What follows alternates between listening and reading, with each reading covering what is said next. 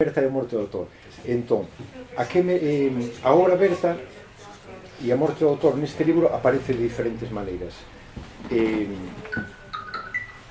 Hai moitos anos, antiguamente, chamémoslle no século XIX, no principio do século XX, estudiábase a literatura un pouco entendendo como a historia do autor, o importante dun libro era o autor, e buscábase as intencións que tiña o autor, a psicoloxía do autor, para explicar o que era un libro. Afortunadamente, isto foi cambiando estas ideas e pasouse a dar importancia ao texto en si mesmo e á persona que lee o libro. Quere dicir, cada persona que lee o libro convirte e crea un libro novo. Moitas veces, hai veces que autores crearon un libro cunha intención e realmente, cando se leu ese libro, a xente o leu dunha maneira totalmente diferente. Entón, este cambio da maneira de entender a literatura xa empezou a finais do século XX e continúa, non? Entón, eu quería facer explícito este tema, e a maneira en que o fixen explícito foi abrindo buratos neste libro, buratos que un lector, evidentemente, sempre que lee un libro vai enchendo, porque nun libro non está todo, e unha persona que lee un libro sempre vai, pero seguramente pasou isto, seguramente vai construindo un libro, pero aquí neste libro está totalmente explícito. Eu deixei páxinas en blanco, quería que isto se vise claramente, todos os procesos que ocorren no momento de escribir e ler un libro. Hai, digamos, como buratos donde o lector, a lectora que vai lendo este libro pode entrar, e isto fíxeno a través de deixar páxinas en blanco. Explícase dentro do libro por que hai páxinas en branco. Esta é unha maneira, digamos, de alguma maneira, como fun abrindo o libro e deixei, digamos, unha obra aberta, non? A morte do autor. Relacionado con este tema está a idea de que o autor xa non é tan importante. O que importa é o texto, o que importa é a persona que lee o libro, que vai construindo ese libro. Entón, nese momento, falouse da morte do autor, que Manuel o tería que falar despois un pouco sobre eso, basado de explicar un pouco eso. Neste libro o autor morre, ou pode morrer, ou se cadra non, pero é algo que tamén aparece explícito no libro. No libro hai unha morte, ou dúas mortes, non sabemos, pero aparece explícito aí. Quería facer claro que a morte do autor, non? Pero realmente, no que me refiro coa morte do autor, está relacionado ca ópera Berta. O libro construímolo entre todos. Entón, que recursos utilicei para facer claramente que eu non son o único autor deste libro? Neste libro hai textos e libros incrustados dentro deste libro que non os escribín eu. Hai un apéndice que é unha traducción dun texto de Honoré de Balzac, que aparece ao final. Hai 4 poemas dun autor galego, de Manuel Antonio, porque hai unha irmandade da letra, unha secta literaria que sigue o libro de 4 a 4. Entón, hai 4 poemas de Manuel Antonio. Hai unhas traducións dun escritor morto que se dice a que un personaxe do libro lle vai escribindo cartas. Entón, aparecen textos incrustados de todas maneiras. E non só eso, no libro hai aparicións de autores clásicos que se lle aparecen a un personaxe co que ten un intercambio, con que ten un diálogo. Entón, desta maneira, quixen mostrar non só a obra aberta, sino que o libro está escrito por unha multitude, non son só eu. Isto, na vida práctica, podémoslo saber ou entender, porque se coñecedes a un escritor, todos nós podíamos ser, calquera escritor, un escritor vive e bebe de todo o que está alrededor. Unha conversa que podes escoitar nun café pode acabar mañá nun libro. Ti podes estar falando con alguén e estarlle dando unha idea a alguén que de alguna maneira transmuta e aparece nunha novela despois. Quero dicir, as novelas, os escritores non viven nunha illa, nun baleiro, sino que viven nun mundo. E a literatura que producen forma parte dese mundo, non? E o que quixen facelo é facelo moi explícito e moi claro, poñer aberto e mostrar como se construye un libro. Entón, este libro, en realidade, é un pouco unha homenaxe á literatura. Aquí tratei de mostrar como un texto literario aparece desde o momento en que hai unha persona que ten un corpo, que está aquí sentado nunha cadeira, como empeza a pensar, como empeza a dialogar, como empeza a escribir, que necesita para escribir, con quen fala, como pode publicar o libro e como se vende ese libro. É un homenaxe un pouco ao mundo literario, a creatividade, non? Isto é un pouco como vexo eu da obra aberta e a morte do autor. Pero creo que preciso de dar unha pequena idea do que hai no libro antes de pasarse a palabra aquí e antes de pasar acá. Porque é certo que se pode entender como un libro complexo. É un libro que escapa por todos os lugares. Isto, se alguén quere unha novela de empezar, mirar, acabar, non, este é un libro de ideas. É un libro, eu hasta o chamo un libro enciclopédico, un libro de traballo. É un libro no que tomas notas, é un libro do que te preguntas cousas e buscas de onde sale isto. É un libro un pouco enciclopédico. Pero vou dicir un pouco unhas liñas xerais para que vexades un pouco por onde vai isto. No libro, tan pronto entramos no libro, despois do primeiro capítulo, realmente se nos abre a porta para outro libro.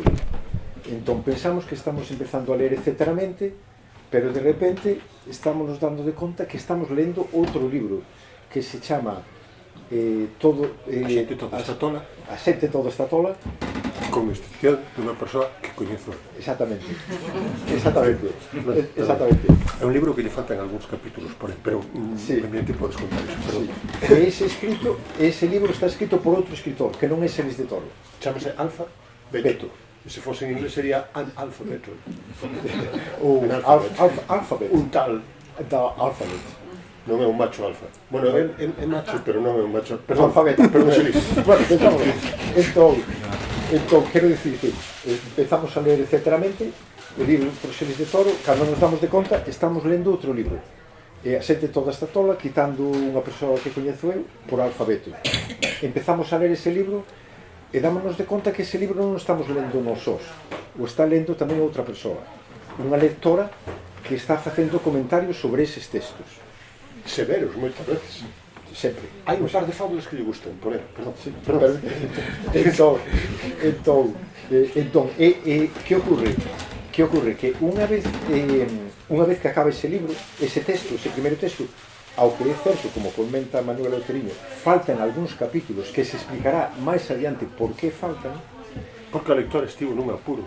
Pero non o digas, non o contes agora. Porque hai recintos sanitarios, pero isto sí debo decir porque é socialmente preocupante, non? Algúnas veces vas a baños de bares e non teñen o que teñen que ter, e entón nos quedamos aí pendentes dun misterio, non? É dicir, que se contaría neses capítulos que... Perdón. Entón, vou estragar a presentación. Non, está maravilloso. Entón, é que sabes que eu cando escribía o libro, cando fixen eso, eu reíame polo baixo, dicía, cando isto ocurra, pero eu creo que é unha broma, unha cousa se cadra miña ou da miña familia, aquí teño o meu irmán tamén, en que nos reímos a veces de chistes así un pouco, non? A mí facíame moita gracia que falten capítulos e a explicación de por que faltan esos capítulos, que se verá máis adiante. Pero o que quería decir é que o escritor Alfabeto, a lectora dese libro, e personaxes que aparecen nese primeiro libro aparecen despois. Quero dicir que máis adiante, cando acabamos de ler ese libro do que de repente nos encontramos dentro, ese personaxe que escribiu o libro é fora do libro, está fora do libro, está noutro plano da narración. Está na segunda parte do libro, chamémoslle a segunda parte, personaxes que están dentro que aparecen dentro deses contos tamén están nesa parte. A lectora que estaba lendo eso con esas notas tan severas tamén aparece, e entón o que ocorre é que pasan outras cousas, e entón non vou contar esas outras cousas porque eso é a novela, eso é todo o conxunto da novela, non? Pero basicamente ese escritor que escribiu o libro que se chama Alfabeto, a súa teima, o que anda buscando, o que quere, é tratar de escribir unha obra sublime. Entón, todo o seu proxecto vital é como construir unha obra sublime para poder acougar na vida, como poder calmar. A única maneira en que ele pode acougar nesta vida é se logra escribir unha obra sublime e non sabe como. E ademais pensa que é un escritor mediocre. Di, como eu, un escritor mediocre como min, vai poder escribir unha obra sublime? Nunca vou poder acougar. Afortunadamente para él, había alguén que estaba escoitando. E isto é o último que digo, e paso xa a palabra a ti. Escoitou o demo. O demo escoitou a este pobre home, a este pobre escritor, que dicía... Que o daría todo. Que o daría todo. Que o daría todo. Bueno, pregúntale, o demo que lle pregunta se daría, non o di el. O demo pregúntale, estarías disposto a darlo todo por escribir unha obra sublime? Exactamente. É tan importante para ti escribir esa obra sublime. É tan importante que... pero daríalo todo. Daríao todo. E entón aí e entón así continúa todo isto. E eu creo que vou deixar isto aquí. Entón o que vou facer agora é presentar ao meu compañeiro de andanzas, Manuel Outeliño, poeta e traductor, profesor na Universidade de Comunicación da Universidade de Santiago, pero bueno, un escritor e pensador desde hai moitos anos, conhecémonos desde hai moitísimos anos, desde hai máis de 30 anos. Tempo boa. Sí, tempo boa. Tuve a oportunidade de ser un dos cando o primeiro libro de poesía que publicaches Emocións Positivas, do que eu era cofundador, e foi sempre un placer ter toda a túa sabiduría á disposición. Entón, chameino para que me acompañara, porque ele creo que pode dar unha base teórica un pouco sobre o que falei un pouco sobre a morte do autor e a obra aberta, non? Se a podes contextualizar dentro desto e facer alguma pregunta ou o que queiras. É un placer sempre. Agora que falamos da morte do autor, pois decátome de que casi teño ganas de preguntarche por un tal Roque Morteiro que escribiu unha novela que se chamaba Ambulancia. Non, 6 cordas en corazón. Perdón, 6 cordas, Ambulancia. Digo isto porque, claro, eu penso que farei contigo en calidade de autor de 6 cordas e de Roque Morteiro, e que logo pois empezaron tantas cousas como aquela revista que facíades que se chamaba Animal, na que houve un número sobre artistas forensanos. Para min falar de etcéteramente, pois non sei, é un privilexio e un placer. Esta non sei se é unha novela experimental, non sei se é unha novela de vanguarda. Eu o que si sei é que é unha novela valente e é unha novela atractiva e seductora. É unha novela na que as prioridades literarias non son as habituais. Daquela, non é só que aquí nesta novela se rache un modelo de narración non lineal, senón que, bueno, pois hai moitas veces diálogos filosóficos, e pasamos de elegantes diálogos filosóficos alfabetescos como que o personaxe escritor alfabeto ten cun pensador do 18 que foi Edmund Burke, autor dunha obra que se chama Unha investigación filosófica a respecto da orixe das nosas ideas sobre o sublime e o fermoso. Entón, este personaxe é un personaxe co que o alfabeto comeza a falar e o remate dun capítulo decatámonos de que está falando en soños, pero este personaxe, bueno, en fin, é unha novela na que as prioridades literarias non son as habituais, pero se alguén o que quere é atopar literatura convencionalmente boa, non ten máis que empezar, etcéteramente, polo primeiro apéndice, onde hai unha mimosa e coidadísima traducción dunha novela curta, ou un conto extenso, de Honoré de Balzac, que se chama A obra mestra descoñecida. Aí ides ver o traballo literario de alguén cunha experiencia tan pois probada como é o Xelís, que hai uns 30 anos xunto con John Rutherford, o traductor da Rexenta e do Quixote o inglés, do Quixote para Penguin, ou o tradutor de outras obras galegas, pois ali ides ver o traballo do Xelís, que foi xunto con John Rutherford e con Benigno Fernández o tradutor de Xosé Luis Méndez Ferrín, o inglés, o traductor de contos de Arrayanos ou de Tangata. Así que, obviamente, aquí ides a topar moitas veces humor popular, como que advertiredes cando cheguedes un capítulo no que se explica que os capítulos que faltan, non? Nun libro que hai dentro do libro, non? Son capítulos que faltan porque unha lectora se viu apurado nun excusado no que non había o que tiña que haber. Pero atoparedes tamén disquisicións moi sofisticadas como as que ten un personaxe falando con Edmund Burke, non? A respecto da orixe das nosa ideas sobre o sublime.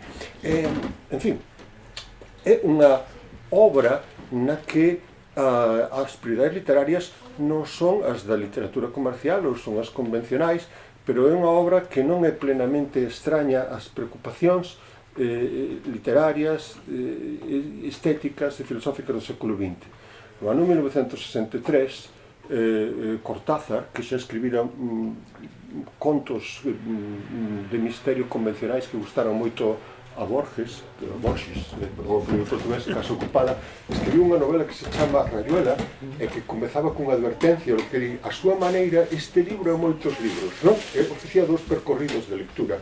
Pois penso que podemos decir o mesmo de etcéteramente. Xelís, porén, o que me propuxo foi falar da morte do autor, e falar da morte do autor é algo que quizáis dea feito porque Xelís propuxeme unha cousa que das máis sinxelas que me podía propor, e algo que aparece na primeira páxina de Etcéteramente. Na primeira páxina de Etcéteramente vemos como uns estudantes de medicina xunto cunha titora, non, chegan a asistir, non, a un home, non, que está na agonía e que se deixa morrer. E cando se médico non chega, pregunta, bueno, se médico por que se deixou morrer, aparte de darlle as razóns, pois, entre outras cousas, o que lle di é que, bueno, que se sente frustrado en calidade de autor, pero estas cousas, non, días, efectivamente, despois de morrer, co cal, na primeira páxina, temos xa, non, pois, unha mostra clarísima de que se racharon as convencións do realismo. Pero o que temos aí, obviamente, non é de ninguna maneira unha novela de fantasmas, non é unha novela destas que se puxeron de moda de zombies, non? Entón, despois de morto este autor, non?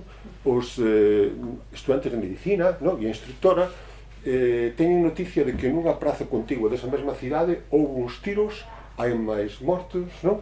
Entón, montan na ambulancia, intentan desplazarse ata lá, pero a profesora de medicina que conduce a ambulancia non arrinca porque de súpeto, non, nun paso de cebra, non, hai unha nai cunha nena, non, que para porque a nena bota a man a un libro que se chama A xente toda esta tola, e o que se nos conta ao principio de Etcéteramente é como a nena tenta ler o título dese libro. A nena non sabe aínda que hai dígrafos de escritura e entón di a xente toda está tola menos unha persoa cue, non? Porque non sabe que non ler aínda. E despois reprodúcesenos ese libro dun escritor que se chama Alfabeto, e despois de que se nos reproduce ese libro e entramos en fábulas que teñen, pois, natureza distinta. Pois, por exemplo, hai unha fábula dun home que non está contento cunha fiestra da súa casa e encarga non sei cantas obras para modificala, non? Entón, nesa fábula o que se nos conta é que hai un momento no que o home decátase de que o que non lle gustaba non era tanto o material do marco da fiestra, senón que na vista había un baleiro, pero aquí empeza xa a sutil ironía de Xelís, que non é só ese magnífico traductor de literatura galega e inglesa, senón que tamén foi o profesor da Universidade de Birmingham, o lector da Universidade de Oxford. Entón, por esa fiestra, o que advirte, non, este personaxe é que hai un baleiro existencial. E como volvemos agora á ironía do cambio de plano de realidades, para encher ese baleiro existencial, non, o home que quer reformar esa fiestra saca de talonario, fai construir un edificio, non? Bueno, pois finalmente, cando o edificio está construído, non? Segue sentindo o baleiro, entra nese edificio, non? E decátase o mirar de unha fiestra dese edificio a fiestra, non? Naquela advertira o valeiro que fixo construir o edificio, que o que el botaba en falta, non? Era unha vista cara a súa casa, non? Que non é exactamente a mesma que se pode ter un edificio que construir. Ben, toda esta fábula narrativa que Xelís desenvolve con magnífica sinonimia, con coidado, é unha maneira de entrar de maneira fabulosa, isto é, a través da fábula da narración, a unha das preocupacións, por exemplo, da psicoloxía contemporánea o respecto das formas de narcisismo. Hai o que chamamos o narcisismo primario, non? Que é estar moi contento, moi fachendoso dun mesmo, e hai o que chamamos o narcisismo secundario, non? Que consiste en que un non só saiba que fai as cousas ben, senón que necesita o reconhecemento do outro. E eu creo que, etcéteramente, non só se fala da literatura, senón que se fala moitas veces dos problemas contemporáneos, non? Dos problemas, pois, mesmo da representación da realidade, e aquí hai rupturas continuas de representación da realidade, pero tamén esta é unha novela sofisticada porque é moi habitual a cuestión da representación in speculum, que decían os latinos, do que os franceses chaman mise en abîme. Hai unhas páxinas das que se nos preguntan que vemos cando se pon un espello diante dun espello, e se esta idea da infinitude, do abismo, non? Ou do in speculum é unha representación, non? Da alma, do dinamismo. A verdade é que non me vou meter en imaxes como estas nos levan a pensar. Pero disculpa que te interrumpa, ten interés isto da repetición e do caos, o sea, da idea do bucle.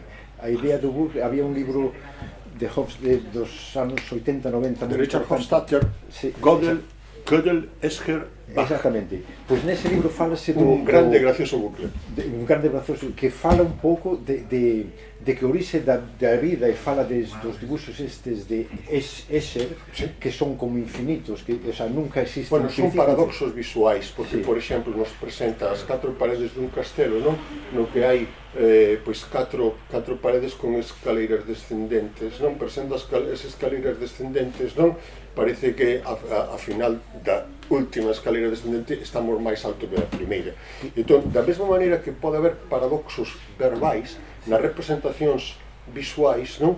Pode haber incoherencias paradoxais, que estudou, por exemplo, un grande cineasta e, ademais, antropólogo, Saul Worth, autor de libros como Studying Visual Communications, que se preguntou se había universais da representación visual, e que, bueno, pois filmou, pois, por exemplo, ou estudou como vían o mundo grupos humanos con estruturas lingüísticas distintas, como os navajos, os indios navajos. As filmacións de Saul Worth están na biblioteca esta na que están as filmacións musicais de Alan Lomax, bueno, en fin, non a biblioteca de hoxe. No, pero que paradoxos visuais. Hai moita sofisticación conceptual neste libro, pero quería fixarme un pouco nesto precisamente, porque isto que podese chamar tramponel ou tramponel, trampantojo en castellano. Sí, pero que é a idea do bucle, que moitas veces cando colocamos unha cámara de vídeo diante dun televisor, non? Esa creación do infinito, que está un pouco relacionado ca idea do laberinto, e está relacionado tampouco a idea que é algo que reproducín varias veces, do pequenos toques dentro do libro, porque o libro en si mesmo é tamén un pequeno laberinto. Hai a idea do laberinto tamén é un pouco unha idea que está dentro do libro. Bueno, o laberinto, dicíame un amigo Aganos, é unha das mellores metáforas do coñecemento, unha das mellores imaxes que temos do coñecemento, non? Se coñecer non é, poucas veces é chegar inmediatamente, non? A ter unha idea, non? Ou unha impresión ordenada de algo, senón coñecer o resultado de explorar, non de orientarse. Bueno, con respecto ao mostro do autor, pois eu, claro, o que quero é que teñades en conta que o que hai é un libro no que na primeira páxina un advirte que hai unha ruptura das convencións de verosimilitude habituais, non? Hai un morto que se volta a falar, non? logo hai misterio porque se escoitan uns disparos, os personaxes van a un lugar onde parece que mataron a alguén antes de chegar alá, pois o que vemos é que hai a xente, os médicos esperando, non, para desplazarse e atender, pero que non poden arrincar a ambulancia porque unha nena colleu un libriño do chan, non? A nena empeza a ler como pode o título do libro e a continuación reproducese no seu libro. No libro faltan capítulos, pero cando remata ese libro, non? Que fai que o libro etcéteramente cambie de numeración, sí? Ben, como cambiaba de numeración pois un libro de William Carlos Ruñas magnífico chama Espenador, cando remata iso, a continuación o seguinte capítulo no que volve a numeración inicial de etcéteramente, un capítulo no que o personaxe narrador se dirixe a un curiosísimo escritor petersburgués que se chamaba Daniel Harms, e que foi un escritor que pois escribiu moitos relatos infantís, xelís, non? Pero que ademais de escribir moitos relatos infantís, non? Pois o que fixo pois foi tomar moitas notas para obras que non rematou. E houve algo máis. Como Daniel Harms, non? Algunhas veces buscaba na súa expresión plasmar o absurdo, e como en Rusia nos anos 30 empezaron a considerar que era derrotista ou desviacionista, non? Facer unha literatura que plasmase o absurdo en troques de buscar unha utilidade inmediata das prioridades políticas, houbo quen acusou polos anos 40 a Daniel Harms de ser derrotista e un espía estranxeiro. En consecuencia, Daniel foi ingresado nun psiquiátrico en medio do cerco polos alemáns e polos nazis de San Petersburgo, e faleceu nese psiquiátrico porque a circunstancia era tan severa, lembrade a séptima de Shostakovich, era tan severa que non había alimentacións. O personaxe narrador fundamental, ou un dos personaxes, perdón, narradores fundamentais de etcéteramente Alfabeto, o autor deste libro que empeza a ler a nena, escríbelle varias cartas a este personaxe, a Daniel Harms, non? Que non consegue, por distintos avatares, meter nunca no correo, non? Entón, este individuo está dirixíndose, fixados, isto é unha cousa que se aparece no ensaio no que por primeira vez un crítico, Roland Barthes, falou da morte do autor, non? O que se nos dicía ali é que, claro, na escritura, a diferencia de na conversa, non? O que se dá é unha ruptura pragmática do acto de comunicación, non? Na comunicación falamos cara a cara, se hai unha dúbida temos unha pregunta, pero cando un escribe, non, envía, non, algo a alguén que non sabemos se vai recibir. En todo caso, si hai algo sublime, non, ou tráxico no feito de que un escritor, non, lle dirixa, non, cartas a outro morto polo feito de que atopa, non, pois vivencias comuns, cuestións comuns, e logo veremos que efectivamente, como dixo Xelís, nesta obra hai moitas representacións dentro da representacións especulares, representacións abismáticas, porque veremos que tamén se nos menciona aquí que un magnífico escritor e dibuixante e amigo de Galicia, que foi John Berger, non? Escribiu pois unha historia na que lle dirixía, non, uns regalos e unha carta a Rosa Luxemburgo, non a revolucionaria, non, pois comunista, non asesinada polos servicios secretos alemáns. Ben, etcéteramente, Só un matiz, cando falas destas cartas que lle escribe Alfabeto a Daniel Harms, ele insiste varias veces, moita xente pensará que isto é unha locura, escribirlle cartas a un escritor morto, porque el mismo fala da inutilidade e do absurdo do acto que está facendo. Estou escribindo cartas a un escritor morto que non se sabe nin onde está enterrado, porque está enterrado nunha fosa común, e había, creo que son 300 fosas comuns en San Petersburgo, porque cando houve o cerco dos nazis, dos alemáns, ali morreu tanta xente enterrados, ele está enterrado nunha fosa común, non se sabe onde, ele está escribindo cartas a un escritor que xa morreu nos anos 40 E ademais que só falaba ruso e inglés, o sea, escribille cartas en galego a un escritor ruso que está morto nunha fosa común, que non se sabe onde está. Mencionándolle algunhas veces a obra de Álvaro Cunqueiro para dicirlle que hai algunhas preocupacións que les compartirían, ou mencionándolle a unha escritora, Anais Nin, que empeza pois ao que probablemente tampouco estaría. Sí, hai, a verdade é que moitas cousas a comentar de etcéteramente, e a seguinte é que despois imos ver como Alfabeto quere escribir unha obra sublime, pero ten moitas dificultades, porque a verdade é que Alfabeto vive no que chaman un complexo multihabitacional, e entón el aspira a unha cousa que indicaba para poder exercer a literatura con liberdade Virginia Woolf nun seu libro do ano 24-26. O libro de Virginia Woolf chamase A Room of One's Own, unha habitación propia. Alfabeto quere ter unha habitación propia con porta propia. Isto aporta algunhas veces nun momento como unha metáfora, é dicir, cunha entrada singular ao mundo de creación ou de imaginario. Pero o que pasa é que, vale, pois Alfabeto algunhas veces ten a sensación de que o espazo no que intenta escribir é un espazo de continua mutabilidade. Quero dicir, este complexo multihabitacional non acaba de construirse nunca, logo non é só que non se acaba de construir nunca, senón que el llevaría a percepción espacial.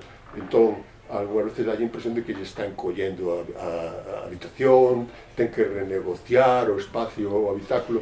Ben, non vou enredar máis porque hai moitas máis peripecias, moitos máis episodios dos que mellor falamos logo, sí. Eu o que primeiro querería dicir, antes de entrar na cuestión e tardo moito, da morte do autor, é que, pro meu ver, se me permitides falar dunha maneira coloquial, etcéteramente, a máis de ser un libro apaixonante, no que as prioridades, digamos, ou a orde de importancia das cousas non é habitual, porque se queredes ler o libro, etcéteramente, segundo as convencións habituais, empezade polo apéndice primeiro. Veredes que se vos dá non un clásico literario, non unha magnífica novela curta de Balzac que se chama A obra mestra descoñecida, onde se trata humorísticamente sobre que é unha obra mestra, como percibimos unha obra mestra, non? Se o que temos por obra mestra algunhas veces pode ser, vale, algo que o autor lle dá moita importancia pero que non é perceptible para os outros. Isto se queredes entrar convencionalmente, pero senón, se seguides a orde das páxinas deste libro no que quedaron espazos en branco para que cada quen de vos se quere non escriba, non o imagine, non o fabula ou contribúe, entón tende en conta que, no meu ver, etcéteramente é unha novela de ideas. E ao dicir unha novela de ideas, o que estou dicindo é que é unha novela que trata unha serie de temas favoritos do pensamento e da literatura do século XX. En primeiro lugar, o problema de representación da realidade aparece aquí. En segundo lugar, está a cuestión da autonomía do autor. Que condicións ten que ter un autor, non, para non poder expresarse. Ten que ter, como decía Virginia Woolf, unha habitación propia. Nesa obra, interesante por tantas cuestións, non? Porque nos falaba da exclusión da muller, Virginia Woolf decía que se un escritor quería desenvolver unha obra significativa, tiña que ter garantida a vivenda, a room of one's own, non unha grande mansión. É unha renda que, segundo ese libro dos anos 20, tiña que ser de 500 libras do tempo. Pero é divertido pensar que unha xeración de escritores ingleses posterior, como por exemplo a de Oden, que estivo en España defendendo a República, ou de Spender, non? Spender contanos no seu libro de memorias Un mundo dentro do mundo. Spender é un señor que estuda en Oxford, que cando el é Oden e cando ele é Isherwood, o autor dese libro de contos que se chama Goodbye to Berlin e que deu lugar a unha adaptación cinematográfica que se chama Cabaret e que nos fala de Cristo 29, cando escoitaban a proposta de Virginia Woolf de que para desenvolver unha obra artística un tiña que ter unha habitación propia e unha renda anual, non?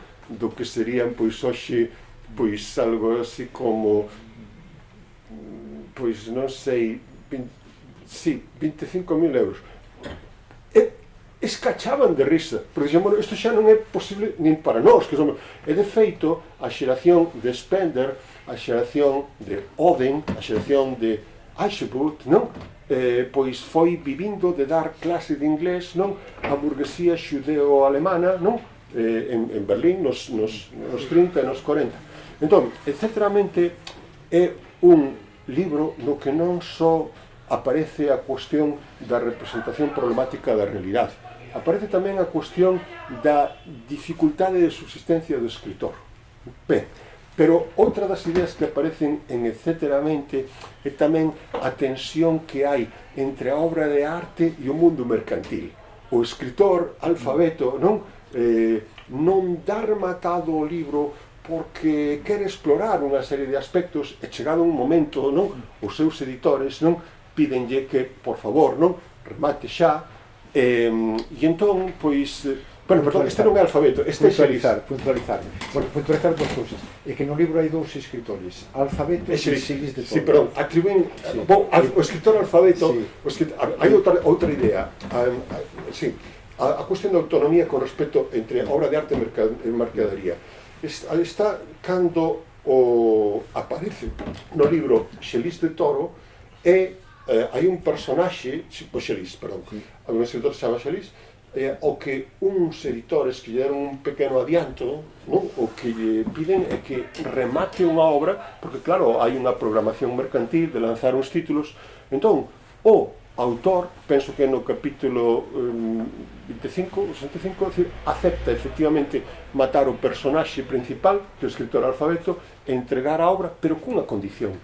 E a condición é que o libro teña páxinas en branco, non? E aí para que, de alguna maneira, participen tamén os lectores. Logo falaremos desta cuestión da obra aberta. Pero, claro, o personaxe o que está por matar Xelis... No, estou pensando no do tempo. No tempo. Bueno, pero vou cumprir o prometido de falar o todo. Entón, estou pensando no tempo que quedamos de facer así medio, pero non, é aclarar que é importante que menciones eso, porque é certo que hai como dous escritores paralelos, Alfabeto e Xelis de Toro, e teñen, digamos, como problemas problemas paralelos, porque Xelis ten a ver, é unha novela de ideas. Primeiro é o problema da representación da realidade, despois é a cuestión da subsistencia, non, do artista, non? Que, bueno, pois, é algo sobre o que metaforizou, pois, eu que sei, Kafka nun Artista da Fame, ou por exemplo, pois, non sei, moita máis xente.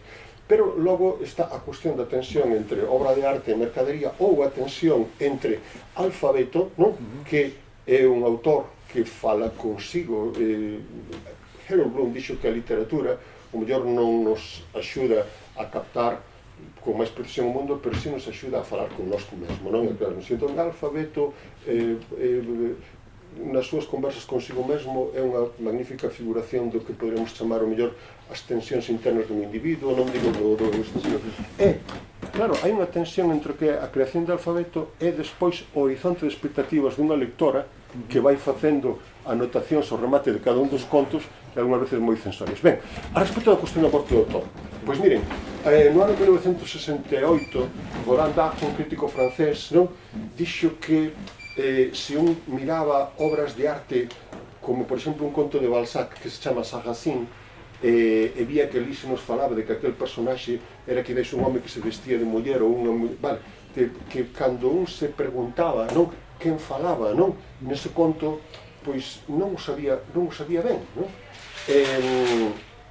Claro, esta cuestión o que viña a dicir é que seguramente agora o valor, non, dunha obra de arte non dependía tanto da intención do autor como da interpretación de cada lector, vale? O que Roland Barthes dixo cando falou da morte do autor era que o autor non precedía cronolóxicamente a obra. Isto é unha obviedade. Fíxense, a palabra autor, non? Quere dicir alguén que engade algo. Autor, a palabra latina, ven do verbo augere, non? Como cando falamos do auxe dun río.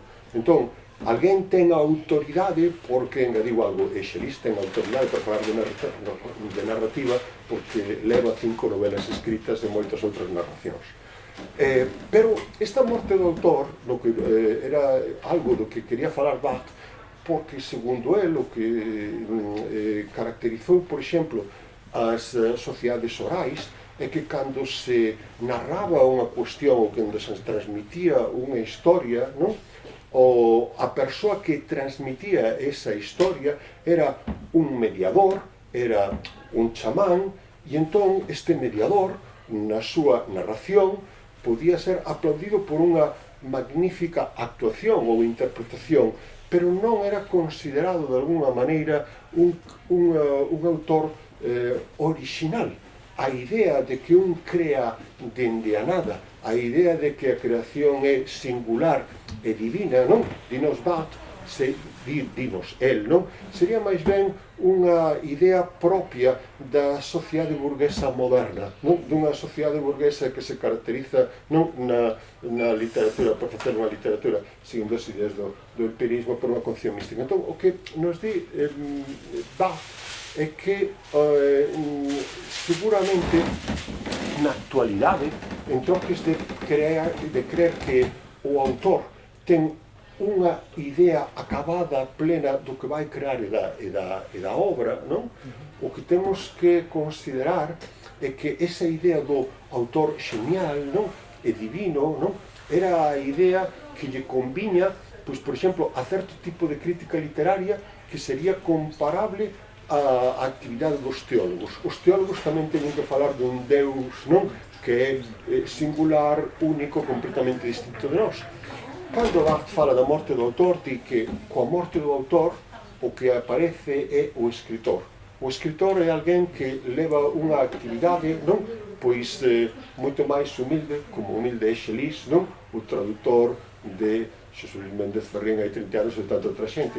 E ao falar, digamos, da actividade do escritor, o que decía era que o escritor, o que agora elaboraba eran textos que se creaban por a confluencia de múltiples focos que viñan de 1000 culturas. A este respecto, eu creo que, etcéteramente, sí que ten relación coa morte do autor, porque verán que esta é unha novela no que aparecen autores que veñen de culturas moi distintas. Aparece o filósofo británico do 18 Edmund Burke, aparece Anais Nin, que conversa en soños tamén con alfabeto, pero hai tamén referencias e hai unha grande homenaxe non só a Balzac, senón a Italo Calvino, o narrador italiano que fixo unhas magníficas reflexións sobre os modelos de narrativas para o século XXI, naquele libro Six Memos for the Next Millennium, que aparece aquí mencionado, e aparecen pois tamén Manuel Antonio, Álvaro Cunqueiro, autores de culturas moi distintas, e Jonathan Swift. Teño que ir parando. Daniel Harms, non Klebnikov, pero claro, hai outra cousa máis. O falar Roland Barthes da morte do autor, e que coa morte do autor aparece o escritor, pois o que el viña a decir é que agora o texto, que era esa confluencia de múltiples referencias de moitas culturas, decía Barthes, agora o texto ten moito que desenredar, pero nada que interpretar. Nada que interpretar dentro do punto de vista non duns criterios preferentes, canónicos, non? É moito que desenredar. Entón, bueno, cando Barthes escribe iso, non?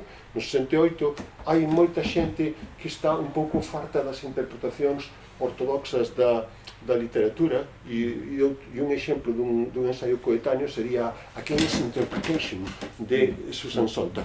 Pero claro, dunha vez que entón se nos di que hai moito que desenredar e nada que interpretar, o que se nos está dicindo é que non ten que haber unha xerarquía nas interpretacións, e para rematar nunha síntese deste ensaio de Barthes que non é extenso, o que nos viña dicindo é que agora, na morte do autor, a unidade da obra non estaba no punto de partida no autor, senón que a unidade da obra, necesariamente, estaba no punto de chegada no lector, que é o lector, non? O que lle dá sentido, non? Con unha interpretación máis atenta, con unha interpretación parcial, con unha interpretación provocadora, non? A obra, vale? Ben, fíxense, en consecuencia, o da morte do autor é algo así como unha hipérbole, non? Parece que non temos que ter unha concepción divina do autor, non? É que a significación do que sexa unha obra, non? Mesmo dunha obra sublime, non? Depende tamén da interpretación dos lectores. Entón, en primeiro lugar, eu creo que temos que ir terminando. Bueno, pero remato coa obra aberta, brevemente. Moi brevemente, Sí, porque vamos o digo porque se cada hai alguén que quere facer algunha pregunta de algo. Bueno, deixo aquí. Vou a obra aberta. 3 minutos. Breve. Que vou contar. Teña, no ano, o primeiro señor en falar de obra aberta é Humberto Eco no seu primeiro libro de ensaios, e o primeiro ensaio dese libro, Ópera Aperta, é un ensaio musicolóxico. Eco o que dicía era que algúns grandes músicos da segunda metade do XX, Luciano Berio ou, por exemplo, Pierre Boulez, máis que dar unha obra cunha estrutura fixa e acabada, non? O que deron era unha obra que, en troques de ter unha estrutura, caracterizábase por ser unha regra productiva. Cando Luciano Berio non compuxo as súas secuencias, obras para un instrumento, para trompeta ou para flauta, non? Nas notacións ou nas indicacións, non? O que dicía era que nun compás, non? Tiña que haber dúas notas, pero a duración desas notas podía ser unha ou un múltiplo. É dicir, podía ser unha negra, unha branca ou unha redonda. Cando Pierre Boulez fai algunhas composicións, non? Nas composicións ele indica que a progresión melódica non ten que ir necesariamente dunha nota a outra, senón que ten que ter, digamos, non? Unha diferencia, non? De altura de 3 tons, non? Per tanto ten que sexa de do a mi, non? Como de re a fa, vale? Non? Entón, o que estaban facendo algúns autores pouco convencionais, algúns autores innovadores, algúns autores atrevidos, valentes, non? Como é Xelis tamén, non era dar unha obra plenamente estruturada e rematada, senón o que facían algúns autores era proporlle o intérprete, non? Unha obra que el podía, non? De alguna maneira modular. E a proposta de Inoseco, non? Nese primeiro ensaio da obra aberta, era que, da mesma maneira que o intérprete recibira esa proposta do autor, transmitira ao público, non? Esta noción de que, bueno, pois agora eu podo, de alguna maneira, non continuar, non? Con esta regra productiva. Etcéteramente, en este caso, para min, non só un exemplo de elegante morte de autor, aínda que este autor e este morto que algúns matan goza de boa saúde. Ao falar da morte do autor non falamos de Lorca, ao falar da morte do autor non falamos de Xan Xesús González, o autor dan modelo de Paco Sorei, non? O creador da Unión Socialista Galega que os fascistas fusilaron en Boisaca no 36. Ao falar da morte do autor, do que estamos falando é de que moitas veces o ambiente literario, pois, por exemplo, reacciona, non? Reacciona contra certo tipo de creacións. Entón, por exemplo, despois de que Celso Emilio publicara Viaxe ao País dos Ananos, non? Atopouse con que, pouco despois, algunha prensa galega deu a noticia de que Celso morrera nun accidente de coche. E Celso respondeu a iso cun poema de Cemiterio Privado que se chama Notas Necrolóxicas e que vos coñecedes, non? E que di, deron os abecedarios a nova da tua morte, meu vello can de palleiro, meu Celso Emilio Ferreiro abandonado da sorte, non? Bueno, e todo este poema acababa dicindo, non?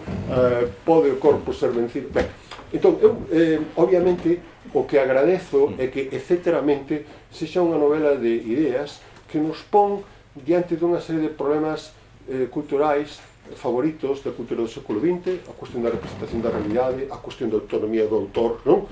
Diante dos intereses mercantís, a cuestión da tensión e diferencia entre as propostas do autor e as expectativas do horizonte de lectura, non? Dunha lectora que pode ser censora, non? E todas estas cuestións, ou poñamos por caso, e para rematar, a cuestión da obra sublime. Sabedes que quere decir sublime? Sublime quere decir que está baixo o límite, non? Sublime quere decir sublimina, por baixo do limiar. Entón, cando falamos dunha obra de arte, un pode falar dunha obra fermosa. Unha obra fermosa ou formosa é que se adecua a unha forma, a certas proporcións arquitectónicas, a certas proporcións escultóricas de Fidias, de Praxíteles, o modelo do soneto, o modelo do relato realista. Pero unha obra sublime é unha obra que, máis que adecuarse a unha forma, é unha obra singular. É unha obra que só é comparable con ela mesma. Algo disto xa está no título do libro do alfabeto, toda a xente toda esa tola. Esta cuestión da obra sublime é importante a partir do romanticismo, pero ten antecedentes, por exemplo, no mundo antigo, no libro atribuído a Longino Peripseo, sí, remato. No, pero ten unha explicación, non é que te quera cortar. É que, como en cada lugar imos tocando un tema, a idea da obra sublime imos tocar en Pontevedra. Vale, pero con respecto a pero para enlazar ides ter que vir a Pontevedra para acabar para falar da obra sublime con Carlos Lema, pero para falar disto, a cuestión do sublime para min ten un gráfico do autor, remato é o seguinte: algunhas veces ao falar dunha obra literaria ou dunha obra artística, crese que a obra depende fundamentalmente da intención do autor, da intentio autoris, do que o autor quixo dicir. Agora ben, nós temos que contrastar e saber que se un autor quere decir tal cousa, pero usa un rexistro literario, non, hiperculto, non, aínda que intente, non, pois o mellor facer unha obra popular, non, as formas que usa, non, teñen tamén un significado, así que hai unha intentio operis, hai certo tipo de formas. Agora ben, a obra é literaria ou non só pola intención do autor, senón que a obra non é tamén artística, recoñecese artística porque o lector o toma así. É dicir, isto non é un conxunto de apuntes desordenados, un libro fragmentario, non? Unha serie de apéndices nos que hai documentos de un personaxe e entre os documentos unha traducción exquisita, por certo, da obra de arte de Balzac, cunhas mínimas variacións nas que podes curiosear. Se isto, máis que ser algo así como unha aglomeración de interesantes documentos e narracións, non, e de ideas, se isto é unha novela na que veredes como os personaxes saltan dun libro para outro, saltan dun plano de realidade para outro, non? E, por suposto, nunha ficción que é moito máis atractiva que Matrix. Entón, se isto é así, é porque hai unha intención do autor, non? Pero tamén hai unha intención do lector de prestar atención, non? E de dar confianza e de non tirar o libro na 20ª páxina porque di que isto non é convencional. Entón, un preguntaríase, onde está a obra de arte? E fago unha pregunta que fixo tamén o Umberto Eco no seu libro Os límites da interpretación, e no primeiro capítulo no que fala da semiótica da recepción, di, bueno, pois a obra de arte non depende só da intención do autor ou da intentio autoris, non depende só das formas que uses, do tipo de palabras ou do tipo de planos co que filmes, non? Non, algunhas veces podes filmar, non? Dunha maneira que non é tida por artística, pero se o público, non, de súpeto non quere ver que isto é singular, isto convírtese nunha obra de arte. E entón, onde está a obra de arte? É un obxecto estable? É un obxecto estático? Eu creo que non. Como non é estática esta situación. A obra de arte é o resultado dunha circulación, se vostedes queren, dunha circulación fantasmagórica entre a intención do autor, entre a intención do lector, que necesariamente está convidado a participar e a escribir, e logo nos distintos rexistros, e aquí hai multiplicidade de rexistros. A multiplicidade patente dos rexistros, non, poden contrastala ao ver que se reproducen poemas de Manuel Antonio que ten un estilo moi distinto ao de Balzac, ou ao ver que se reproducen algúns dos parágrafos dese magnífico libro de 1757 que é An Investigation into the Origin. Entón, o que eu quería decir, perdón, Xelis, porque enredei, é que esta obra é unha obra valente, é unha obra, pois, non sei, sofisticada, e é unha obra terriblemente seductora, e é o que nos convida é a ler con atención, e o que nos convida é a participar no vértigo e na aventura da creación. E espero que nos quede tempo para falar cos amigos.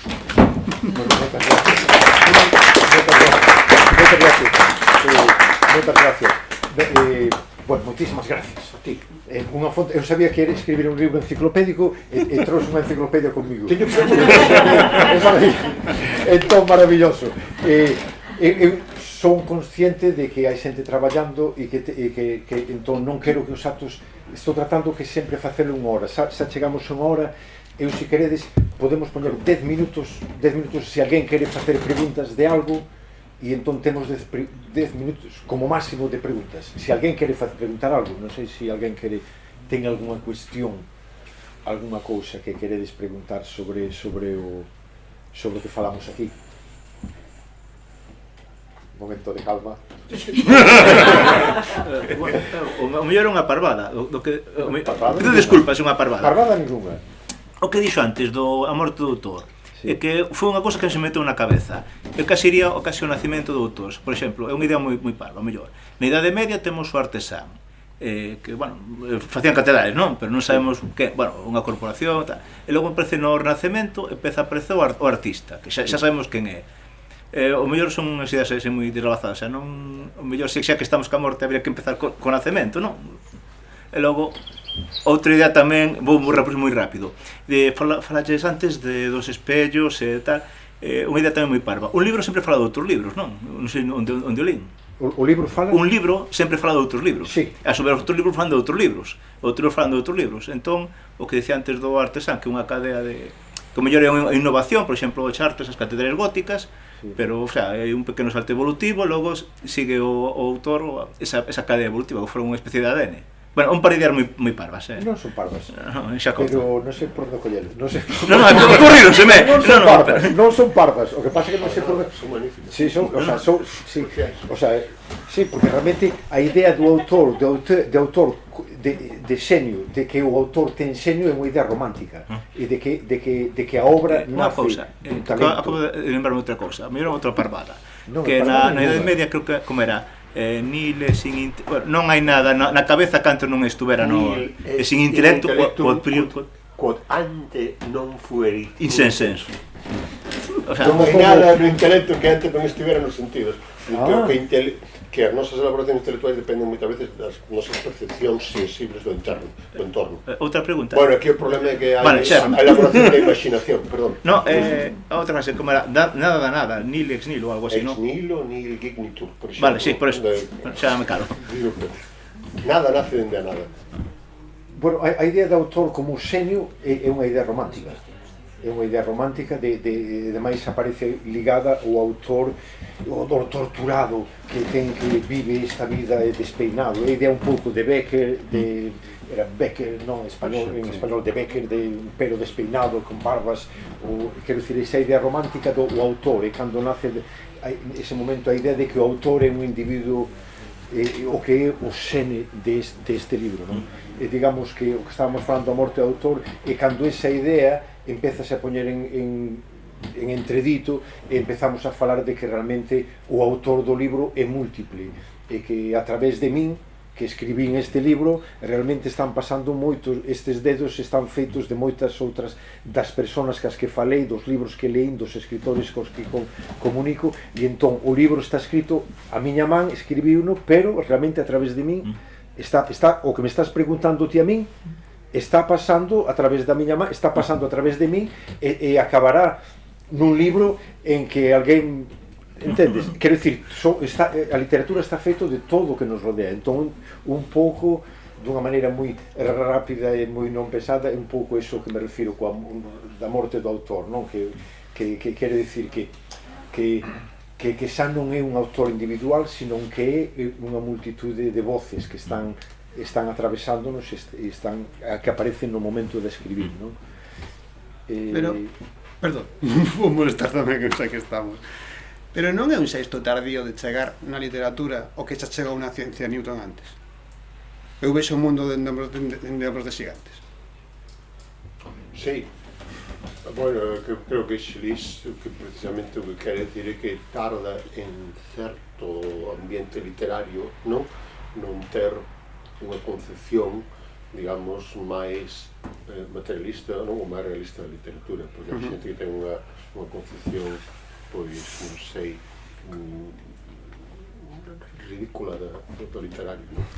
É que no fondo, o mellor, a cuestión está que asumimos durante moitísimo tempo que o autor escribía somente o que se lle corría na cabeza e non tiña nada que ver ca súa realidade, ca súa ficción, ca súas relacións persoais, e todo eso inflúe. Todo eso influía, xa non nos de agora, xa nos de antes. E ao mellor é eso, esa idea romántica, posiblemente, de que o autor era unha creación propia, única, exclusiva, que non tiña que só podía ser del, o que levaba a ese tipo de ideas, e non a considerar que ten outro tipo de relacións, e que esas relacións tamén influen e fan que a obra sexa como é. Bueno, eu que quería preguntarlle a Xelís, cando empezou este traballo tan sofisticado, cantos anos botaches escribindo este libro? E despois teño outra pregunta. Casi 5 anos. E agora outra pequena pregunta. Se eu mirase este libro dende un punto de vista así moi convencional, como por exemplo os lectores de novelas policiais, non? Que na primeira páxina atopan a descripción dun crime, non? E despois, non? Van vendo como empeza a desenvolverse unha investigación para ver quen matou a quen. Pois o que advertiría é que, claro, neste libro, na primeira páxina hai un morto, despois hai unha nena que atopa un libro, non? No chan, sobre un paso de peóns, empeza a lelo, non? Nos logo, pois, atopamos o libro, atopamos, non? Aquel personaxe que lle escribe cartas a un escritor ruso, non? Morto nun psiquiátrico, e nos capítulos finais, e pouco antes do apéndice, onde topamos, non? A traducción de Balzac da obra de arte descoñecida, non? O que vemos é, efectivamente, un choque entre dúas persoas e unha lectora a que, precisamente no choque, lle caeu da man ese libro, non? Que o que empeza a ler a nena, vale? É o mesmo libro.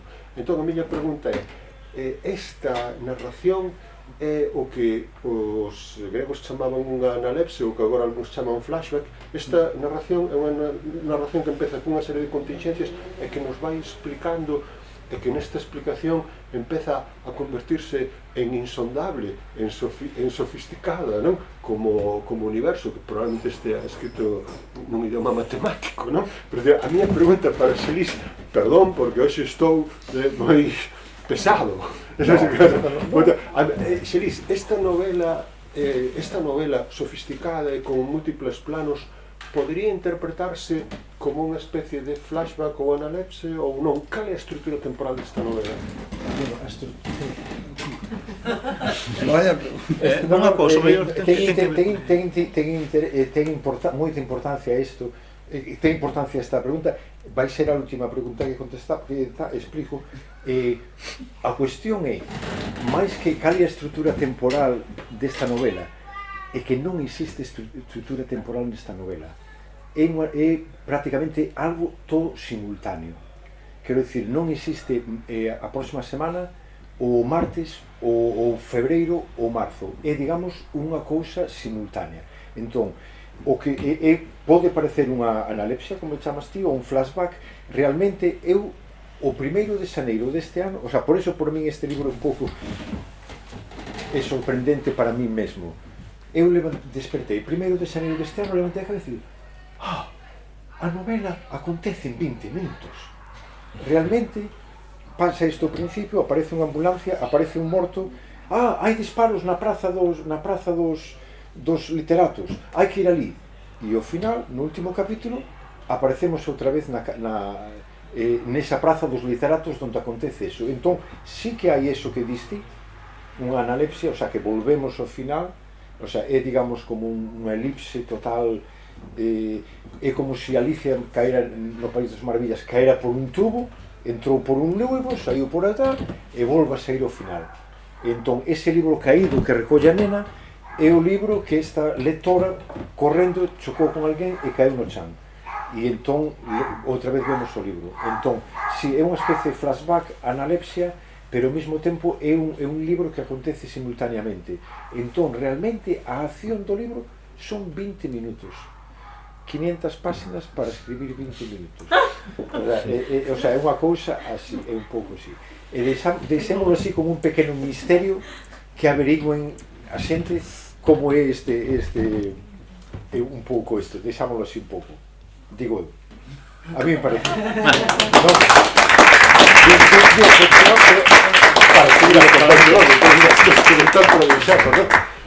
Deixámolo, eu estou pensando tamén un pouco na lei